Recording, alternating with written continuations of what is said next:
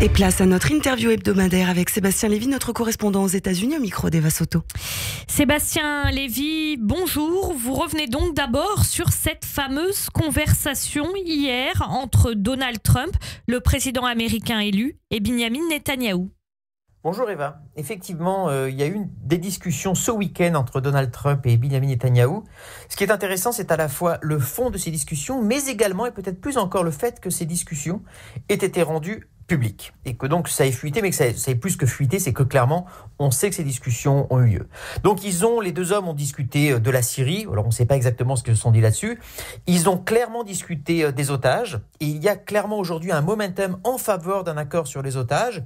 Et on peut imaginer que Binyamin Netanyahou souhaiterait offrir d'une certaine façon une victoire politique à Donald Trump, avec notamment en vue de son investiture le 20 janvier, éventuellement même pour une libération le 20 janvier 2025, qui ferait écho d'une certaine façon de la libération des otages américains en Iran le 20 janvier 1981 à l'occasion de l'investiture de Ronald Reagan à ce moment-là. Donc ce serait d'une certaine façon une première victoire politico-diplomatique pour Donald Trump, et ça permettrait finalement de négocier en position de force avec Donald Trump sur l'autre grand sujet actuel qui est l'Iran. On sait que récemment Donald Trump a émis des menaces très fortes de frapper directement l'Iran et les installations nucléaires iraniennes.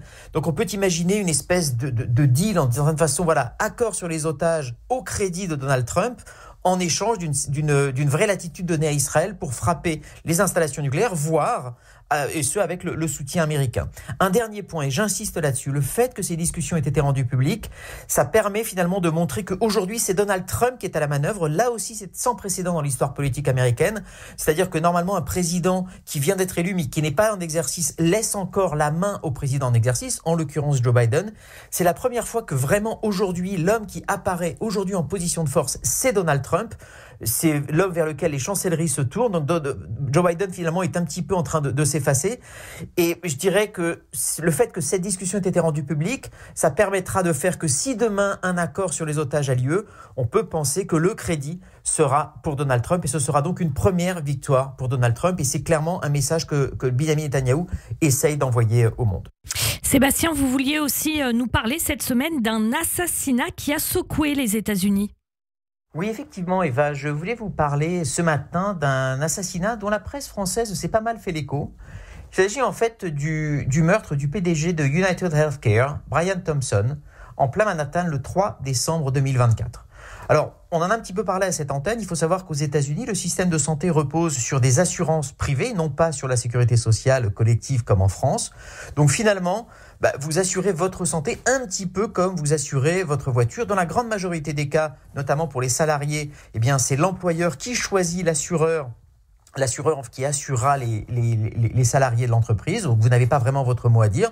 Mais en tout cas, vous dépendez de ces assureurs privés. Il se trouve que United Healthcare est le plus grand de ces assureurs privés, avec environ 50 millions d'assurés aux États-Unis. Donc au début, ce crime avait été vu comme un crime crapuleux, mais il est apparu très vite qu'il s'agissait de bien plus de ça, un meurtre avec une forte dimension idéologique et politique. Comment en est-on arrivé à cette conclusion qu'il s'agissait donc, Sébastien, d'un meurtre politique ? Alors, on est arrivé assez rapidement à cette conclusion pour la raison suivante. En fait, sur les douilles retrouvées près de la victime, on a retrouvé les mots « deny »,« depose » and « defend » qui fait écho au mot « delay »,« deny »,« defend », ce qui veut dire en gros refus de prendre en charge les frais. Ce sont les mots standards que vous retrouvez quand votre assureur vous envoie une lettre, refuse de prendre à sa charge des frais de santé, soit que vous comptez engager, soit que vous avez déjà engagé. Donc en gros, tous les Américains, dans leur vie, ont reçu ce type de lettres et qui peuvent les conduire soit à être dans une situation financière très compliquée, soit à carrément refuser de ne pas engager une procédure parce que c'est beaucoup trop cher. Et donc, le fait que ces mots ont été retrouvés sur les douilles, c'est que ça fait clairement écho à ce que, je dirais, une pratique extrêmement courante de ces assurances privées. Et donc, les enquêteurs ont assez rapidement compris qu'il s'agissait en creux d'une critique acerbe du système de santé aux États-Unis, qui fait qu'énormément de patients refusent d'engager des soins parce qu'ils sont beaucoup trop chers, parce que les assureurs privés refusent de prendre en charge un certain nombre de frais. Et quelle est la portée politique donc de cet assassinat ? En fait, Eva, à bien des égards, ce meurtre est un concentré des maux de la société américaine que nous avons évoqués, dont certains en tout cas ont évoqué lors de cette chronique au cours des derniers mois. Ces maux sont dans le désordre, la violence, le recours aux armes à feu, mais aussi la santé aux États-Unis et également le poids de l'argent dans la politique américaine, et je vais m'en expliquer. En fait, un petit rappel, si ces sociétés d'assurance privées sont si puissantes aujourd'hui, c'est que la santé est considérée finalement comme un business, comme un autre. Je l'ai dit, on s'assure comme on assure sa voiture. Le souci, c'est que ce système est injuste, mais il est aussi inefficace.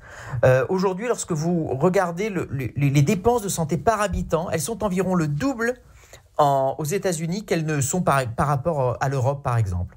Alors que dans le même temps, l'espérance de vie est un petit peu inférieure et surtout, elle diminue aux États-Unis alors qu'elle continue d'augmenter en Europe. Donc c'est un système qui finalement marche assez mal.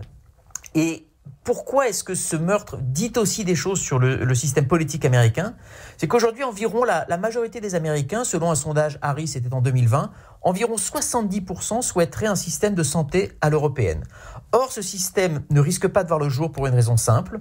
Vous avez des milliards de dollars qui sont déversés dans les campagnes électorales. Et quand je dis des milliards, ce sont vraiment... Cette dernière campagne a coûté environ plus de 10 milliards de dollars.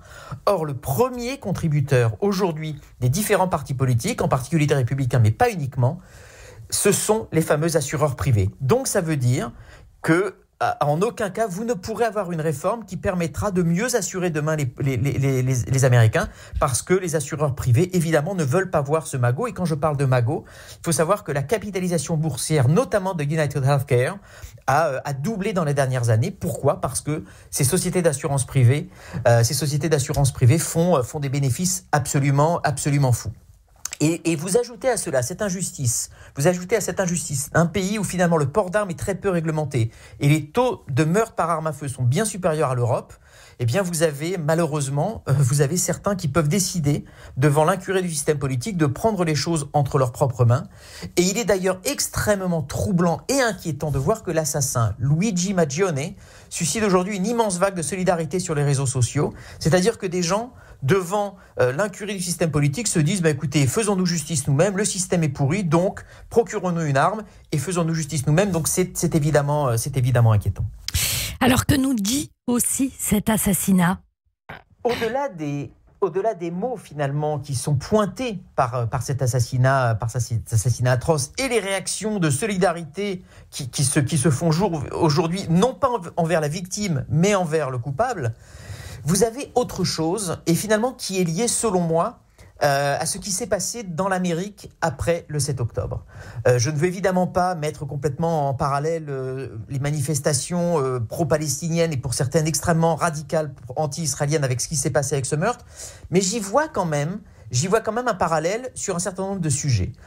D'abord, il y a le culte de la violence dans une partie de l'ultra-gauche, le rejet du politique pour trouver des solutions, et je dirais même un romantisme de l'action directe. Et puis je rajoutais autre chose. Il y a dans les deux cas le simplisme. Le simplisme finalement de réduire son adversaire comme un ennemi de classe dans un cas ou un colonisateur oppresseur dans l'autre. Le simplisme de penser que le monde se divise entre bons et méchants.